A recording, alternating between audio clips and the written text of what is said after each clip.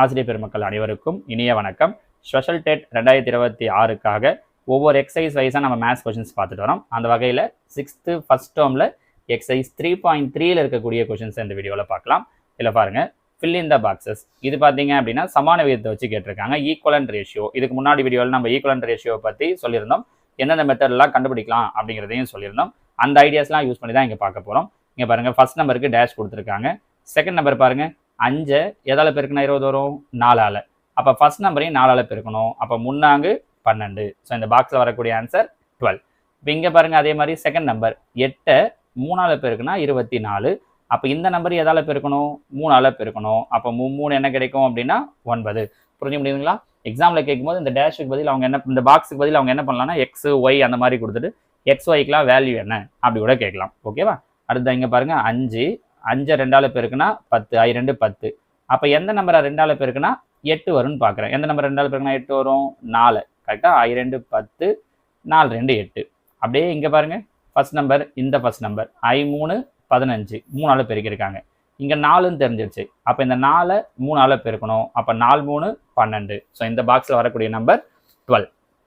சரியா? இங்கே வாங்க, 4 4ஆல் பெருக்குனா 16. அப்போ இங்கே எந்த நம்பர் போட்டால் அதை 4ஆல் பெருக்குனா 8 வரணும். புரிஞ்சு முடியுதா? 4 4s are 16. இங்கே ஒரு நம்பர் இருக்கும், அதை 4ஆல் மல்டிப்ளை பண்ணால் 8 வரணும். எந்த நம்பர் இருக்கும்? 2. ஏன்னா 2 4ஆல் பெருக்குனா 8. கரெக்டாக வந்துச்சுங்களா?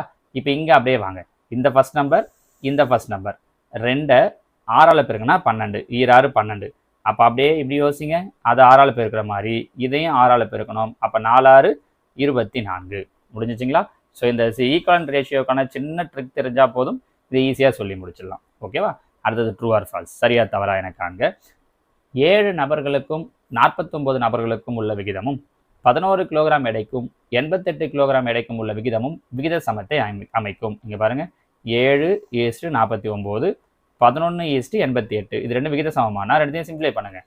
ஒரு 7 7 49. இது 1:7. ஒரு 11 11, 8 11 88. இது 1:8. இது 1:7. இது 1:8. ரெண்டு எப்படி ஈக்குவல் ஆகும்? வேற வேற. அப்போ இது ரெண்டும் விகித சமம் கிடையாது. ஸோ ஃபர்ஸ்ட் கொஸ்டினுக்கான ஆன்சர் ஃபால்ஸ், தவறு.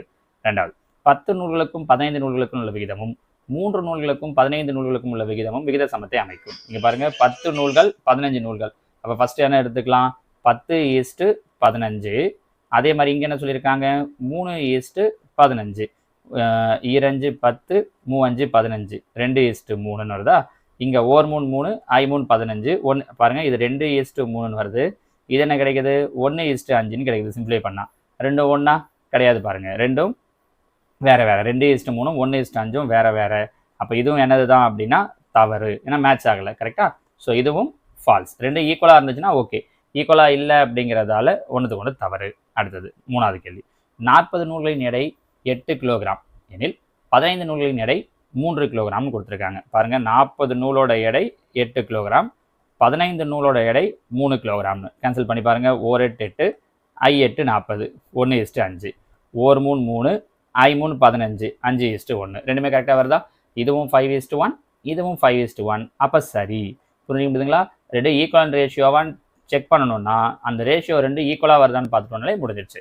ஃபோர்த்து கொஸ்டின் பாருங்கள், சீரான வேகத்தில் ஒரு மகிழுந்து 3 மணி நேரத்தில் 90 கிலோமீட்டர் பயணிக்கிறது எனில் அதே வேகத்தில் 5 மணி நேரத்தில் அது 140 கிலோமீட்டர் தொலைவை பயணிக்கும். இங்கே பாருங்கள், 3 மணி நேரத்தில் 90 கிலோமீட்டர். அப்போ 5 மணி நேரத்தில் என்ன சொல்கிறாங்கன்னா 140 கிலோமீட்டர்னு கேன்சல் பண்ணலாமான்னு பாருங்கள். 1 3 3, இங்கே 3 9 0, 1:30. இங்கே 1 5 5, இங்கே 3 5 10, மீதி 4 8 5 40. இது 1:30, இது 1:28. நமக்கே தெரியுது இல்லையா? ரெண்டு ஈக்குவல் கிடையாது. அப்போ இது என்னவாயிடும் அப்படின்னா இது ஃபால்ஸ். புரிஞ்சுக்க முடியுங்களா? இவ்வளோதான், சிம்பிளான விஷயம்தான். நமக்கு அந்த இடத்துல கரெக்டாக யோசிக்கிறோமா அப்படிங்கிறது தான். நமக்கு இது என்ன பண்ணுவாங்க, இந்த 4 ஸ்டேட்மெண்ட்டை கொடுத்துட்டு எது ட்ரூ எது ஃபால்ஸ், 1 2 3லாம் ட்ரூ, இல்லை 1 2 3லாம் ஃபால்ஸ், அந்த மாதிரி கொடுக்குறாங்கன்னா அப்போ நமக்கு எல்லா ஸ்டேட்மெண்ட்டையும் நமக்கு கரெக்டாக பார்க்குறதுக்கு தெரிஞ்சிருக்கணும். ஓகேங்களா?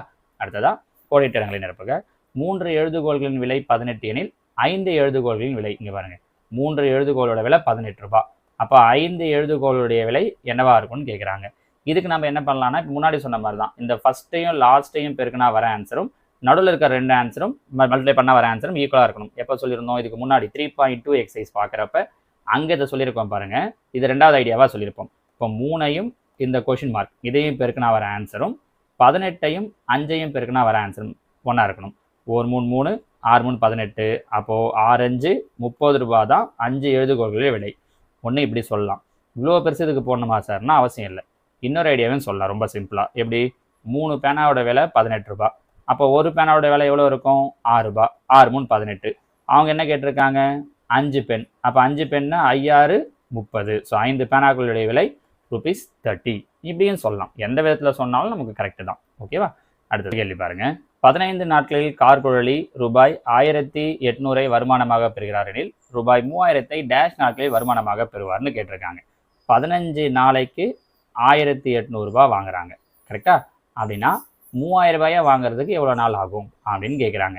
நம்ம இதில் இன்னொரு வேலை பண்ணலாம். என்னன்னா, இதை நான் 5ஆல் வகுத்துறேன். 5ஆல் வகுத்துலாம் இல்லை 3ஆல் வகுக்கலாம். நீங்கள் 3ஆல் வகுத்தீங்கன்னா இன்னும் ஈஸியாக இருக்கும். 3ஆல் வகுக்கலாம்னு வச்சுக்கோங்களேன். 2 பக்கம் 3ஆல் டிவைட் பண்ணிடுறேன். 5 3 15. இங்கே 6 3 18. அதாவது 5 நாளைக்கு 600 ரூபா வாங்குறாங்க. நமக்கு எவ்வளோ தேவை? 3000. இந்த 600ங்கிறது 3000 ஆகணும்னா எதால் பெருக்கலாம்? 5ஆல். 6 5 30. கரெக்டா? அப்போ 3000. இங்கே 5ஆல் பெருக்கணும். இந்த பக்கமும் என்ன பண்ணணும்? 5ஆல் பெருக்கணும். 5 5 25. அப்போ 3000 ரூபாய் வாங்குறதுக்கு அவங்க எவ்வளோ நாள் ஆகும் அப்படின்னா 25 நாள் ஆகும். ஸோ 3000 25 டேஸில் அவங்க ஏர்ன் பண்ணுவாங்க அப்படிங்கிறது தான். புரிஞ்சு முடியுதா? இன்னும் நிறைய ஐடியாஸ் இருக்குது. எந்த ஐடியாவை யூஸ் பண்ணினாலும் போடலாம். ஒரு நாளைக்கு கண்டுபிடிச்சி அதிலிருந்து கூட போடலாம். ஓகேவா? அடுத்ததாக கொஸ்டின் நம்பர் 12. பின்வரும் விகிதங்களில் எது விகித சமமாகும்னு கேட்டிருக்காங்க. இங்கே நம்ம எந்த ஐடியா வேணாலும் யூஸ் பண்ணலாம். இங்கே பாருங்கள், ஃபஸ்ட்டையும் லாஸ்ட்டையும் பெருக்கிறது இந்த இடத்துல ஈஸியாக இருக்கும். 11 33 5 30 ரெண்டும் ஈக்குவல் கிடையாது. அப்போ இது ஆன்சர் இல்லை. அடுத்தது இங்கே வாங்க, ஃபஸ்ட்டு லாஸ்ட்டு நடுவில் இருக்கிற 2 அதை பெருக்கி பார்த்தா போதும். 6 12 39 27 ரெண்டும் ஈக்குவல் கிடையாது. அப்போ இதுவும் இல்லை. அடுத்தது 2 25 50 5 50 ரெண்டு ஈக்குவலாக வருது பாருங்கள். அப்போ இதுதான் விகித சமமாகும். ஸோ விகித சமத்தை பொறுத்த வரைக்கும் போன எக்ஸசைஸோட வீடியோலேயே ஒரு 3 ட்ரிக்ஸ் சொன்னேன் இல்லைங்களா? அந்த 3 ஐடியாவில் எதை யூஸ் பண்ணி வேணாலும் செய்யலாம். இப்போ இது வராது பாருங்கள். 3 9 1 1 ரெண்டு ஈக்குவல் கிடையாது. அப்போ இதுவும் விகித சமம் கிடையாது. ஓகேவா?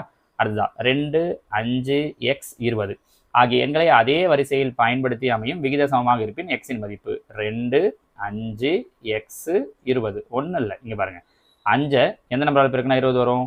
4ஆல். 4 5 20. அப்போ 2 என்ன பண்ணணும்? 4ஆல் பெருக்கணும். 2 8. அப்போ ஆன்சர் ஆப்ஷன் டி 8. முடிஞ்சிச்சு பாருங்கள். இது 2வது ஐடியா. நம்ம இதில் ஒரு 3 ஐடியா சொல்லியிருந்தோம். அதில் எந்த ஐடியா யூஸ் பண்ணி வேணாலும் நீங்கள் ஆன்சர் சொல்ல முடியும். ஓகேவா? அடுத்ததான் கேள்வி எண் 14. 7:5 ஆனது x:25க்கு சமமெனில் எக்ஸின் மதிப்பு. இங்கே பாருங்கள், ஃபர்ஸ்ட் நம்பர் இங்கே ஃபர்ஸ்ட் நம்பர் இது ரெண்டுத்தையும், செகண்ட் நம்பர் செகண்ட் நம்பர். 5ஆல் பெருக்கணும் 25. 5 25. அப்போ 7ஐயும் 5ஆல் பெருக்கணும். ஸோ 7 5 35. அப்போ ஆன்சர் ஆப்ஷன் சி 35. ஓகேங்களா? அடுத்த கேள்வி. ஒரு மரப்பாச்சி பொம்மையின் விலை ரூபாய் 90. அதே போன்று 3 மரப்பாச்சி பொம்மைகளின் விலை. ஒரு பொம்மை 90 ரூபானா 3 பொம்மை 39 27. So answer option B 270. ஓகேவா?